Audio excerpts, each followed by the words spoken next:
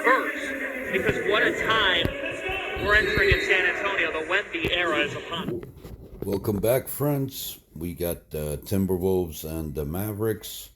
Enjoy the first quarter. This is part 2. Like and subscribe, and please support the channel by donating and subscribing. Help keep us going. Have a great Thursday. Have a safe rest of your week. Thanks for all the support. Let's get it.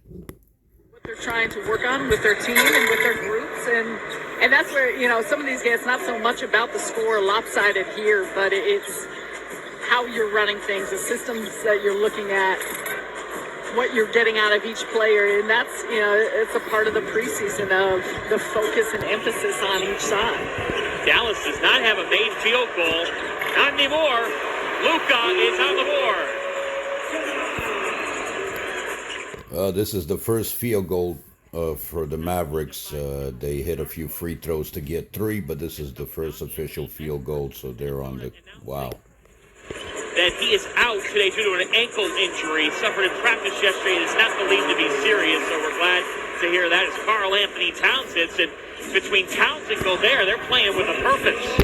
Taking advantage of playing in the paint, and overall for Dallas, they have always predominantly emphasized defensively and taken away the three-point shot, and it's allowed Minnesota to attack, to get inside. You see them getting in some of these driving lanes. A lot of that starts with the perimeter defense. And again, that's why Jason Kidd and this Dallas Mavericks team is trying to get creative on what see Luka right there. It always feels like a mismatch with him. I mean, you see there obviously some size on Mike Conley, but it's a big reason why Dallas is much more deliberate with how they play and how they play in the half court, his ability to pick apart his defense. And for defense is deciding what you want to do with Luka. Are you trying to turn him into more of a scorer, into more of a passer, what you're taking away? But single coverage on Luka is a tough assignment, especially when he's got some inches on you. At the line for Minnesota, Jaden McDaniels. There's a lot of buzz. As there should be, John. Tell me why. You know what? He's a player that has been so interesting to watch in his progression now in his 4th year here with the Minnesota Timberwolves. He's strong on defense. He continues to try and improve offensively. Doncic with 2 hands. Luka flying in Abu Dhabi. But you see, he's slippery. 6'9". Sorry about that. He can slash. He's coming off a career year, though, shooting the three-pointer. There's Karl Anthony Towns. Cat has been fantastic in this opening quarter. Neither of these defenses have been fantastic in these last few minutes of this one.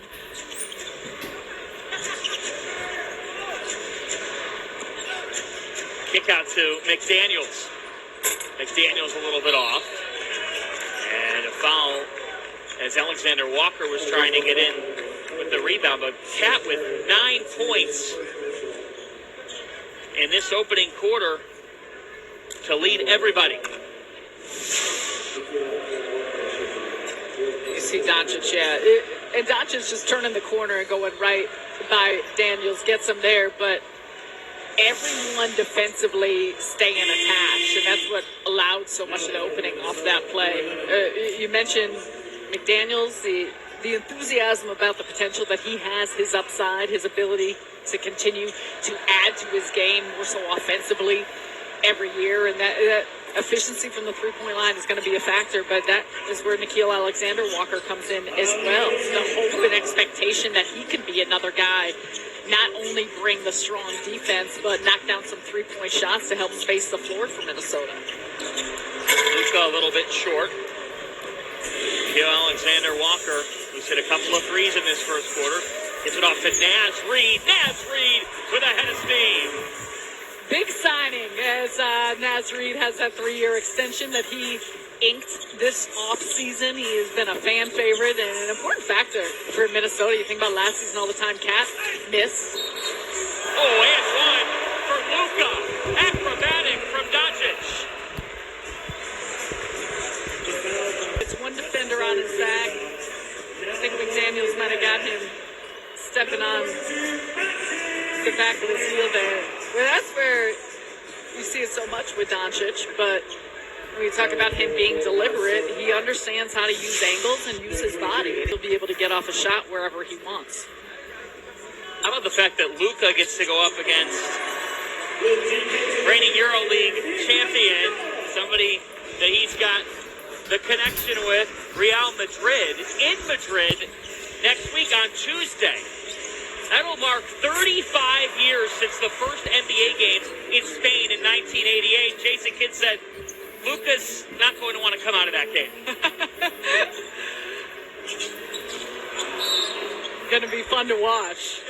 Dallas Cavaliers in Paris in January, and then of course the Canada series taking place in Vancouver and Montreal. It's been so much fun to be a part of, and that factors in as well with the junior NBA and young individuals, young hoopers getting an opportunity to see so many of these players up close.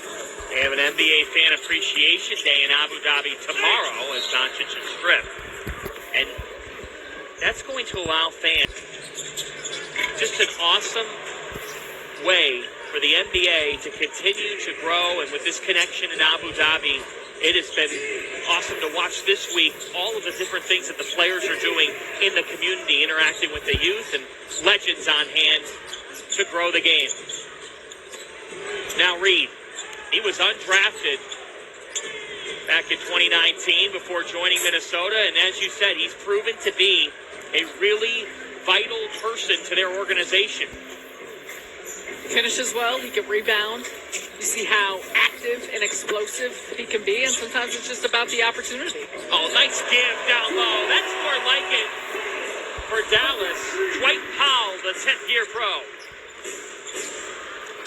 Beautiful pass.